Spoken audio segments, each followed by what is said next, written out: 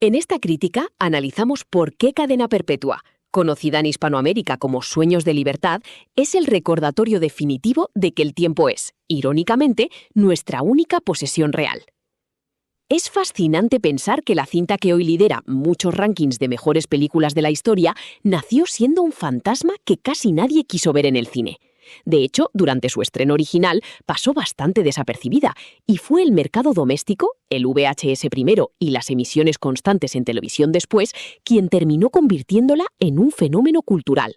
De hecho, fue la película más alquilada en los videoclubs de Estados Unidos durante 1995, un logro casi milagroso para un drama de casi 2 horas y media que venía de fracasar en taquilla. Hay algo casi poético en que una película sobre la paciencia y el paso del tiempo necesitara precisamente tiempo para encontrar a su público. Para entender este fenómeno, debemos viajar a 1994, un año donde la taquilla estaba demasiado ocupada con Pulp Fiction y Forrest Gump como para prestar atención a un drama carcelario de nombre sobrio. Frank Darabont debutó como director cinematográfico con una obra icónica para crítica y público. Decidió adaptar un relato de Stephen King, alejándose del terror habitual del autor para buscar algo más humano. La historia venía además de uno de los célebres dollar deals de King. El escritor solía vender derechos de algunos relatos por cantidades simbólicas a directores noveles para ayudarles a abrirse camino. En el caso de Darabont, años después, King le devolvió el cheque de compra de $5.000 enmarcado con una nota que decía: «Por si algún día necesitas dinero para la fianza». Un gesto tan peculiarmente cálido que parece sacado de una de sus propias novelas. Lo curioso es que, antes de dirigir la película, Darabont estuvo a punto de vender el guión a Rob Reiner, director de Cuenta conmigo, por unos $2,5 millones. Reiner quería dirigirla él mismo y contemplaba a Tom Cruise como protagonista. Pero Darabont rechazó la oferta porque estaba convencido de que debía contar la historia personalmente, pese a no tener apenas experiencia como director de largometrajes. El proyecto tuvo sus idas y venidas. De hecho, actores como Tom Cruise o Kevin Costner rechazaron el papel principal, lo que permitió que Tim Robbins y Morgan Freeman construyeran una de las químicas más sinceras del cine moderno. Freeman, además, rompía deliberadamente con el personaje original de la novela, donde Red era un preso irlandés pelirrojo. La película acabó incorporando el cambio con una de sus líneas más célebres: «Quizá me llaman Red porque soy irlandés». La película apenas recaudó $29 millones en su recorrido inicial, convirtiéndose en un fracaso comercial, aunque ganó enorme popularidad posteriormente gracias al VHS y la televisión. La historia nos introduce a Andy Dufresne, un banquero joven y reservado que es condenado a doble cadena perpetua por el asesinato de su esposa y su amante, un crimen que él jura no haber cometido. Al ingresar en la prisión de Shawshank, Andy debe aprender a sobrevivir en un ecosistema hostil dominado por la corrupción y la violencia. Allí entabla una profunda amistad con Red, un preso veterano que controla el contrabando interno, mientras intenta adaptarse psicológicamente a la vida en prisión. La crítica profesional ha destacado históricamente la precisión quirúrgica de su estructura. No hay escenas de relleno, cada interacción en el patio o en las celdas construye la paciencia de Andy o el cinismo de Red. El público suele coincidir en que, más allá de la trama carcelaria, el guión funciona como un tratado sobre la amistad masculina, evitando sentimentalismos baratos, pero logrando una conexión emocional que pocos dramas alcanzan. El enfoque de Darabont es elogiado por su clasicismo. La crítica valora que no intentó hacerse notar con piruetas visuales, sino que dejó que la cámara fuera un observador paciente, subrayando la sensación de paso del tiempo. Los espectadores suelen destacar cómo la dirección logra que la penitenciaría de Shawshank se sienta como un personaje más, opresivo, pero a veces extrañamente hogareño. Y en cierto modo lo era. La prisión utilizada para el rodaje fue la Ohio State Reformatory, una penitenciaría real de estilo casi gótico que estaba abandonada y a punto de ser demolida.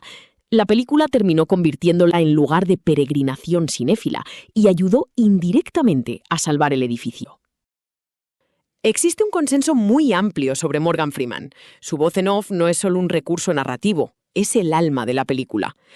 Resulta casi irónico que una de las conversaciones más naturales del filme, la primera charla entre Andy y Red en el patio, fuese también una de las más agotadoras de rodar. Frank Darabont repitió la escena durante horas, mientras Freeman lanzaba una pelota de béisbol toma tras toma. Al día siguiente apareció en el set con el brazo en cabestrillo. Pero Freeman no fue el único que sufrió físicamente por la búsqueda de realismo. En la escena donde Red es interrogado por la Junta de Libertad Condicional, la fotografía del joven Red que aparece en los documentos no es un montaje digital, sino una foto real del hijo de Morgan Freeman, Alfonso Freeman, quien también tuvo un pequeño cameo gritando «¡Pescado fresco!» a los recién llegados.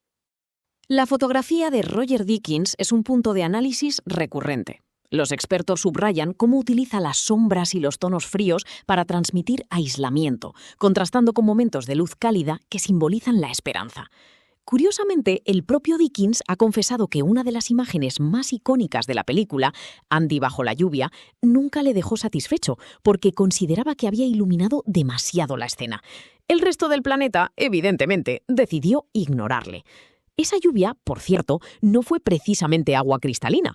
El equipo tuvo que lidiar con la logística de bombear agua desde los depósitos cercanos a la antigua prisión, que estaba tan estancada que debieron usar jarabes y colorantes para que fuera visible bajo los focos de Deakins, creando una de las imágenes más estéticas, pero irónicamente menos higiénicas del cine. La música de Thomas Newman, con su piano minimalista, es citada frecuentemente por la audiencia como una de las bandas sonoras más evocadoras del género.